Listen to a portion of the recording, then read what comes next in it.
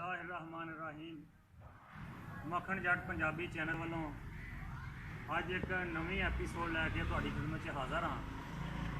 अज की जी पंजाबी बैठक च असी ये एपीसोड रिकॉर्ड कर रहे हैं।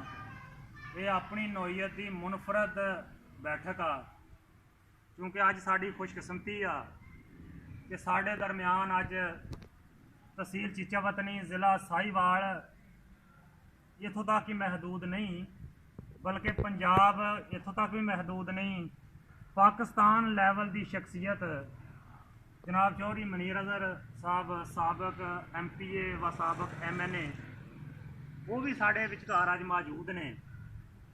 इस पारों अज की जिहड़ी ये बैठक अपनी नौईयत की मुनफरद बैठक आ, तो ये साड़ी खुशकिस्मती आ असी अपनी इस पंजाबी बैठक च इन्हां दी आमद ते खुश भी हाँ, तो इन्हों जी आया तो खुश आमदीद भी आखते हैं। पिछलियां बैठकां जिहड़ियां रिकॉर्ड होईयां उन्हां दे कमेंट्स बहुत अच्छे आए ते बहुत सराहया गया कि तुसीं बजुर्गों के दरम्यान बैठ के जिहड़ी थोड़ी बहुती गलबात करते हैं, असीं दूर दराड़ इलाकों च सुन के उहदे तो सबक भी लैने आ ते खुश भी हुंदे आ।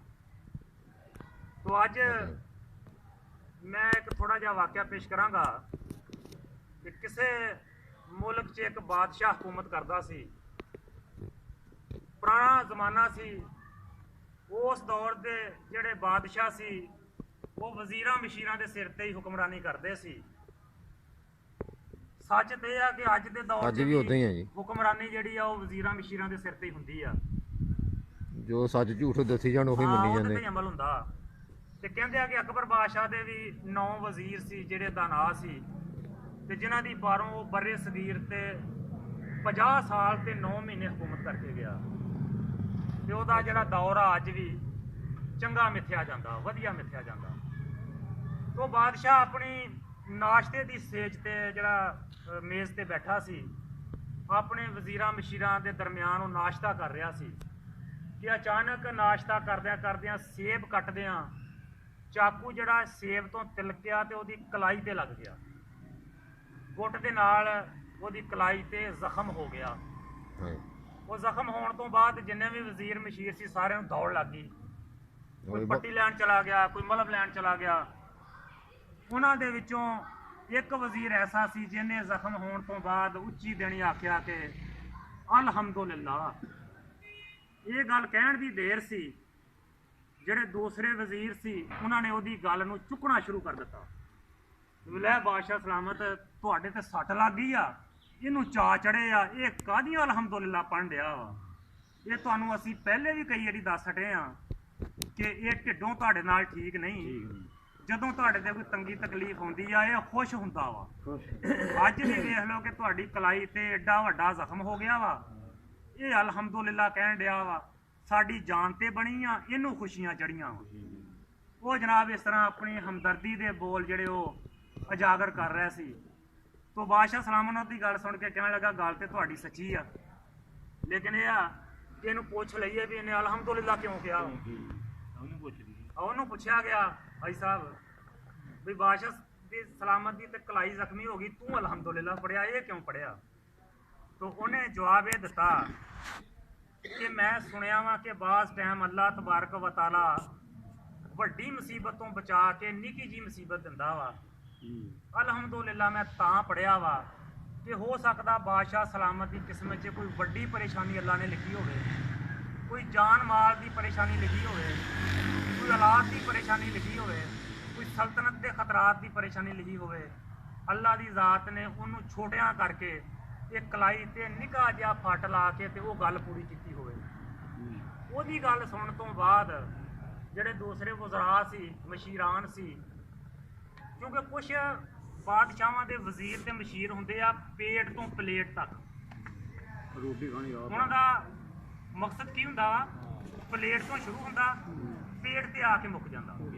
कुछ वजीर मशीर ऐसे हुंदे आ, कुछ वजीर मशीर ऐसे हुंदे आ ਜਿਹੜੇ ਬਾਦਸ਼ਾਹ ਨਾਲ ਮੁਖਲਸ ਹੁੰਦੇ, ਜਿਹੜੇ ਉਹਦੇ ਚੰਗੇ ਬੁਰੇ ਤੇ ਤਮੀਜ਼ ਕਰਨ ਦੇ ਪਾਬੰਦ ਹੁੰਦੇ ਆ, ਜਿਹੜੇ ਮਹਿਸੂਸ ਕਰਦੇ ਆ ਕਿ ਇਕਤਦਾਰ ਇਹ ਲੰਬਾ ਵੀ ਹੋਵੇ, ਹਮੇਸ਼ਾ ਵੀ ਰਵੇ, ਤੇ ਬਾਦਸ਼ਾਹ ਸਲਾਮਤ ਉਹਨਾਂ ਦੀ ਨੇਕ ਨਾਮੀ ਵੀ ਰਵੇ, ਬਦਨਾਮੀ ਬਾਹਰ ਨਾ ਜਾਵੇ। ਉਹਨਾਂ ਨੇ ਜਨਾਬ ਉਹ ਗੱਲ ਬਾਦਸ਼ਾਹ ਦੀ ਜ਼ਿਹਨ 'ਚ ਆਉਣ ਹੀ ਨਹੀਂ ਦਿੱਤੀ।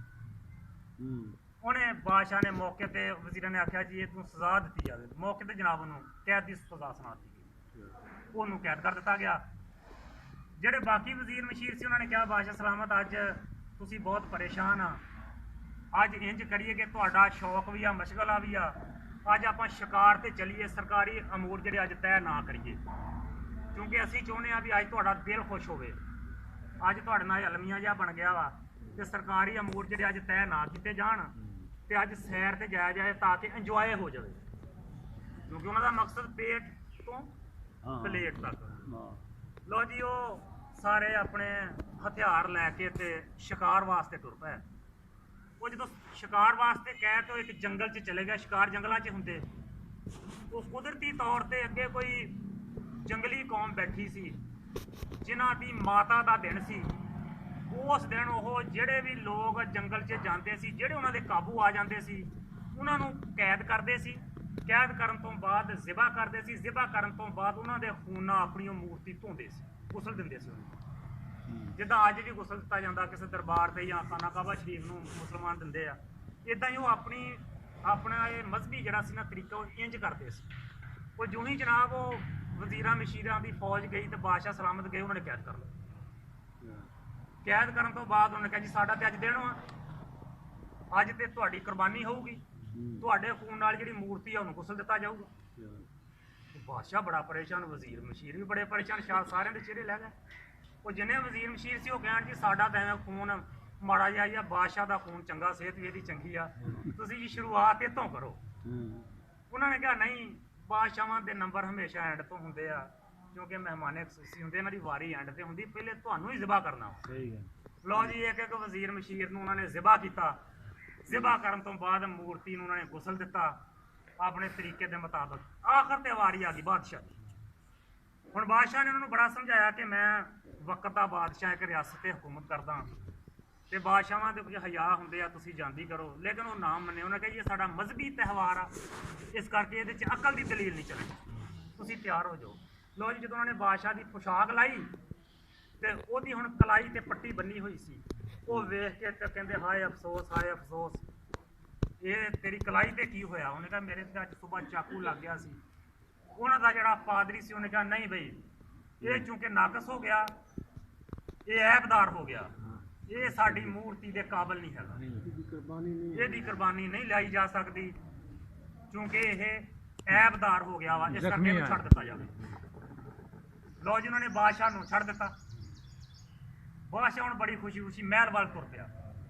ਮਹਿਲ 'ਚ ਜਦੋਂ ਵਾਪਸ ਆਇਆ ਤੇ ਮਲਕਾਂ ਨੂੰ ਉਹਨੇ ਨਾਲ ਲਿਆ। ਸਭ ਤੋਂ ਪਹਿਲੇ ਉਹ ਵਜ਼ੀਰ ਨੂੰ ਉਹਨੇ ਕੈਦ 'ਚੋਂ ਰਿਹਾਈ ਦਿੱਤੀ ਜਿਹਨੂੰ ਕੈਦ ਕੀਤਾ ਸੀ, ਤੇ ਸਾਹਮਣੇ ਉਹਨੂੰ ਬਿਠਾ ਲਿਆ। ਉਹਨੂੰ ਕਹਿਣ ਲੱਗਾ ਕਿ ਜਿਹੜੀ ਤੇਰੀ ਗੱਲ ਆ ਉਹ ਮੈਨੂੰ ਉਸ ਜੰਗਲ 'ਚ ਸਮਝ ਆਈ, ਤੇ ਤੂੰ ਦੱਸ ਜਦੋਂ ਤੈਨੂੰ ਮੈਂ ਕੈਦ ਕੀਤਾ ਵਾ ਤੂੰ ਅਫਸੋਸ ਕਰਨ ਦੀ ਬਜਾਏ ਅਲਹਮਦੁਲਿਲਾ ਆਖਿਆ, ਤੂੰ ਕਿਉਂ ਆਖਿਆ? ਉਦੋਂ ਵੀ ਦੁਆ ਕਹਿੰਦਾ ਬਾਦਸ਼ਾਹ ਸਲਾਮਤ ਮੇਰੀ ਉਹੀ ਗੱਲ ਸੀ, ਮੈਂ ਇਹੀ ਮਹਿਸੂਸ ਕਰਦਾ ਸੀ ਕਿ ਅੱਲਾਹ ਤਬਾਰਕ व ਤਆਲਾ ਨੇ ਕਿਸੇ ਵੱਡੀ ਮੁਸੀਬਤ ਤੋਂ ਬਚਾ ਕੇ ਛੋਟੀ ਮੁਸੀਬਤ 'ਚ ਸਾਨੂੰ ਗ੍ਰਿਫਤਾਰ ਕੀਤਾ ਵਾ, ਜਿਹਦਾ ਸਬੂਤ ਤੁਹਾਨੂੰ ਮਿਲ ਗਿਆ ਵਾ। ਅਗਰ ਤੁਹਾਡੇ ਚਾਕੂ ਨਾ ਲੱਗਦਾ, ਤੁਹਾਡੇ ਦਾਗ ਨਾ ਲੱਗਦਾ, ਤੁਸੀਂ ਐਬਦਾਰ ਨਾ ਹੁੰਦੇ, ਜਿੱਥੇ ਵਜ਼ੀਰ ਮਸ਼ੀਰ ਗਿਆ ਤੁਹਾਡੀ ਵੀ ਕੁਰਬਾਨੀ ਕਰ ਲਈ ਜਾਂਦੀ, ਤੁਹਾਡਾ ਵੀ ਸਿਰ ਕਲਮ ਕਰ ਦਿੱਤਾ ਜਾਂਦਾ। ਤੇ ਅਗਰ ਮੈਂ ਅਲਹਮਦੁਲਿਲਾ ਨਾ ਕਹਿੰਦਾ ਆਪਣੀ ਕੈਦ ਤੇ ਲਿਹਾਜ਼ਾ ਹੋ ਸਕਦਾ ਤੁਸੀਂ ਮੈਨੂੰ ਵੀ ਨਾਲ ਖੜਦੇ ਤੇ ਮੇਰਾ ਵੀ ਉੱਥੇ ਸਿਰ ਲੈ ਜਾਂਦਾ। ਮੈਂ ਵੀ ਛੋਟੀ ਸਜ਼ਾ ਨੂੰ ਕਬੂਲ ਕੀਤਾ, ਅੱਲਾਹ ਦਾ ਸ਼ੁਕਰ ਅਦਾ ਕੀਤਾ। ਇਹਦੇ 'ਚ ਅੱਲਾਹ ਦੀ ਜ਼ਾਤ ਨੇ ਸਾਨੂੰ ਵੱਡੀਆਂ ਮੁਸੀਬਤਾਂ ਤੋਂ ਦੋਵਾਂ ਨੂੰ ਬਚਾ ਲਿਆ। ਤੋ ਹਜ਼ਰਾਤ ਮੁਹਤਰਮ, ਕਿੱਸਾ ਕੋਤਾ ਇਹ ਆ, ਅੱਜ ਵੀ ਜਿਹੜੇ ਸਾਹਬੇ ਇਕਤਦਾਰ ਲੋਕ ਆ, ਇਮਰਾਨ ਖਾਨ ਤੋਂ ਲੈ ਕੇ ਇੱਕ ਆਮ MPA ਤੱਕ, ਉਹਨਾਂ ਅੱਗੇ ਬੇਨਤੀ ਆ, ਵਾਸਤਾ ਵਾ, ਤਰਲਾ ਵਾ, ਉਹ ਆਪਣੇ ਆਸ-ਪਾਸ ਜਿੰਨੇ ਵੀ ਵਜ਼ੀਰ ਮਸ਼ੀਰ ਆ ਉਹਨਾਂ ਤੇ ਝਾਤੀ ਜ਼ਰੂਰ ਪਾਉਣ, ਕਿਉਂਕਿ ਅਸਲ ਉਹ ਹੀ ਲੋਕ ਆ ਹਕੂਮਤ ਕਰਨ ਵਾਲੇ, ਮਸ਼ਵਰਾ ਦੇਣ ਵਾਲੇ, ਕਿਉਂਕਿ ਮਸ਼ਾਵਰਤ ਅੱਲਾਹ ਤੋਂ ਇਲਾਵਾ ਹਰ ਕਿਸੇ ਵਾਸਤੇ ਆਈ ਆ। ਨਬੀ ਕਰੀਮ ਸੱਲੱਲਾਹੁ ਅਲੈहि ਵਸੱਲਮ ਨੂੰ ਮਸ਼ਾਵਰਤ ਦਾ ਹੁਕਮ ਆਇਆ। ਹੁਣ ਉਹਨਾਂ ਤੋਂ ਮੁਕੰਮਲ ਸ਼ਖਸ ਤੇ ਕਾਇਨਾਤ 'ਚ ਕੋਈ ਨਹੀਂ ਹੋ ਸਕਦਾ, ਤੋ ਉਹਨਾਂ ਨੇ ਵੀ ਆਪਣੀ ਜ਼ਿੰਦਗੀ 'ਚ ਕੋਈ ਇੱਕ ਕੰਮ ਵੀ ਐਸਾ ਨਹੀਂ ਕੀਤਾ ਜਿਸ 'ਚ ਮਸ਼ਾਵਰਤ ਨਾ ਕੀਤੀ ਹੋਵੇ। ਤੇ ਮਸ਼ਾਵਰਤ ਜਿਹੜੇ ਕਰੀਬ ਲੋਕ ਹੋਣ ਉਹਨਾਂ ਨਾਲ ਹੀ ਕੀਤੀ ਜਾਂਦੀ ਆ। ਤੋ ਜਿੰਨੇ ਵੀ ਬਾਦਸ਼ਾਹ ਵਾ ਜਿੰਨੇ ਵੀ ਜਨਾਬ ਵਜ਼ੀਰ ਮਸ਼ੀਰਾਂ ਨਾਲ ਉਹਨਾਂ ਨੇ ਮਸ਼ਾਵਰਤ ਕਰਨੀ ਆ, ਔਰ ਜਿਨ੍ਹਾਂ ਦੇ ਮਸ਼ੀਰ ਤੇ ਵਜ਼ੀਰ ਮੁਖਲਸ ਆ ਉਹ ਉਹਨਾਂ ਨੂੰ ਮਸ਼ਵਰਾ ਅੱਛਾ ਦੇਣਗੇ, ਨੇਕਨਾਮੀ ਦਾ ਦੇਣਗੇ। ਔਰ ਜਿਨ੍ਹਾਂ ਦੇ ਮਸ਼ੀਰ ਕਾਇਮ ਆ, ਤੁਸੀਂ ਦੇਖਿਆ ਹੋਏਗਾ ਉਹਨਾਂ ਦਾ ਇਕਤਦਾਰ ਲੰਮਾ ਹੋ ਜਾਂਦਾ ਵਾ, ਤੇ ਜਿਨ੍ਹਾਂ ਦੇ ਮਸ਼ੀਰ ਪੇਟ ਤੋਂ ਪਲੇਟ ਤੱਕ ਹੋਣ ਉਹਨਾਂ ਦਾ ਇਕਤਦਾਰ ਹਮੇਸ਼ਾ ਖਤਰੇ 'ਚ ਰਹਿੰਦਾ ਵਾ, ਕਿਉਂਕਿ ਉੱਥੇ ਸਿਰਫ ਜ਼ਾਤੀ ਮਕਸਦ ਹੁੰਦਾ ਵਾ, ਕੌਮ ਦਾ ਮਕਸਦ ਕੋਈ ਨਹੀਂ ਹੁੰਦਾ, ਕੌਮ ਦੀ ਭਲਾਈ ਕੋਈ ਨਹੀਂ ਹੁੰਦੀ। ਤੋ ਜਨਾਬ ਇਹ ਅੱਜ ਦੀ ਐਪੀਸੋਡ ਦਾ ਨਿਚੋੜ ਆ, ਇਹ ਮਕਸਦ ਆ। ਇੱਕ ਨਿੱਜੀ ਜਿਹੀ ਗੱਲ ਕਰਕੇ ਮੈਂ ਇਜਾਜ਼ਤ ਚਾਹਾਂਗਾ, ਜਿਸ ਤਰ੍ਹਾਂ ਚੋਈ ਸਾਹਿਬ ਗੱਲ ਕਰ ਰਿਹਾ ਸੀ ਕਿ ਸੁਲ੍ਹਾ ਬਹੁਤ ਅੱਛੀ ਚੀਜ਼ ਆ ਤੇ ਸਾਨੂੰ ਇੱਕ ਦੂਜੇ ਨਾਲ ਸੁਲ੍ਹਾ ਕਰ ਲੈਣੀ ਚਾਹੀਦੀ ਆ। ਤੋ ਮੈਂ ਇੱਕ ਮੁਫੱਕਰ ਦਾ ਇੱਕ ਆਖਰੀ ਕੌਲ ਉਹ ਪੇਸ਼ ਕਰਾਂਗਾ ਕਿ ਉਹਨਾਂ ਨੇ ਆਖਿਆ ਕਿ ਅਗਰ ਅਹਿਲੇ ਇਸਲਾਮ ਜਿੰਨੇ ਵੀ ਇਸ ਟਾਈਮ ਮੁਸਲਮਾਨ ਆ 58 ਮੁਲਕ ਆ, ਸਾਰੇ ਦੇ ਸਾਰੇ ਨਮਾਜ਼ੀ ਬਣ ਜਾਣ, ਸਾਰੇ ਦੇ ਸਾਰੇ ਹੱਜ ਕਰਨ, ਸਾਰੇ ਦੇ ਸਾਰੇ ਜ਼ਕਾਤ ਦੇਣ, ਸਾਰੇ ਦੇ ਸਾਰੇ ਝੂਠ ਬੋਲਣਾ ਛੱਡ ਦੇਣ, ਚੁਗਲੀ ਕਰਨੀ ਛੱਡ ਦੇਣ, ਤਾਂ ਵੀ ਮੁਸਲਮਾਨਾਂ ਤੇ ਅਰੂਜ ਨਹੀਂ ਆ ਸਕਦਾ। ਤੋ ਉੱਤੇ ਸਵਾਲ ਹੋਇਆ ਕਿ ਕਿਉਂ ਨਹੀਂ ਆ ਸਕਦਾ? ਉਹਨੇ ਕਿਹਾ ਇਸ ਕਰਕੇ ਨਹੀਂ ਆ ਸਕਦਾ ਕਿ ਅੱਲਾਹ ਤਬਾਰਕ व ਤਆਲਾ ਨੇ ਮੁਸਲਮਾਨਾਂ ਦਾ ਅਰੂਜ ਯੂਨਿਟੀ 'ਚ ਰੱਖ ਦਿੱਤਾ, ਇਤਿਹਾਦ 'ਚ ਰੱਖ ਦਿੱਤਾ ਵਾ। ਜਿੰਨੀ ਦੇਰ ਤੱਕ ਇਹ ਮਸਲਕ ਆਪਦਾ ਛੱਡ ਕੇ ਇੱਕ ਦੀਵਾਰ ਦੀ ਮਾਨੰਦ ਨਹੀਂ ਹੋ ਜਾਂਦੇ, ਉਨੀ ਦੇਰ ਤੱਕ ਇਹਨਾਂ ਦਾ ਅਰੂਜ ਨਹੀਂ ਆ ਸਕਦਾ। ਭਾਵੇਂ ਸਾਰੇ ਨਮਾਜ਼ੀ ਬਣ ਜਾਣ, ਸਾਰੇ ਹੱਜ ਕਰਨ ਡੈ ਪੈਣ, ਸਾਰੇ ਜ਼ਕਾਤ ਦੇਣ ਡੈ ਪੈਣ, ਸਾਰੇ ਕਲਮਾ ਤੌਹੀਦ ਪੜ੍ਹਨ ਡੈ ਪੈਣ, ਇਹਨਾਂ ਦਾ ਅਰੂਜ ਨਹੀਂ ਆ ਸਕਦਾ। ਸੋ ਬੇਨਤੀ ਆ ਇਹ ਐਪੀਸੋਡ ਦੇ ਜ਼ਰੀਏ ਕਿ तमाम जिन्हें भी अहले मुस्लिम एक हो जान, तो जिन्हें भी साहबे इकतदार लोग आ वो अपने वजीरां मशीरां की हरकत पर नज़र जरूर रखन। और मैं एक ऐलान कराँगा कि अं बहुत जल्द इंशाल्लाह चौधरी मिर्ज़ा साहब होरां दा एक मुकम्मल इंटरव्यू अपनी एपीसोड च पेश करांगे, जिस उन्होंने दे नाल इज़हारे ख्याल करने का मौका भी मिलेगा। क्योंकि मैं गोजरे च मैंने एक शख्स ने पूछा सी कि चौधरी मिर्ज़ा चीचा वतनी च एक ऐसी शख्सियत आ कि जिन्हां दा नाम हमेशा रहेगा। अगर 100 साल तो बाद उन्हें मेरे से सवाल किया, अगर 100 साल तो बाद कोई चौधरी मिर्ज़ा नूं याद करना चाहे तो किवें याद करेगा, सियासतदान के बतौर सियासतदान या किवें याद करेगा? तो मैं उन्होंने जवाब दिता सी कि मेरी नज़र च चौधरी मिर्ज़ा का मुकाम सियासतदान वाला नहीं। अगर 100 साल तो बाद आने वाली मखलूक उन्होंने याद करेगी तो मेरा ख्याल है वो एज ए दानश्वर याद करेगी, एज ए दानशमंद याद करेगी, एज ए सोशल वर्कर याद करेगी, एज ए मजहबी स्कॉलर याद करेगी। तो मैं चाहांगा कि मजहबी जिहड़ा सियासतदान तो ज़्यादा जो साहब की पहचान सोशल वर्कर या मजहबी स्कॉलर के तौर पर बाकी रहे। तो इजाज़त चाहांगा जी। अस्सलाम वालेकुम।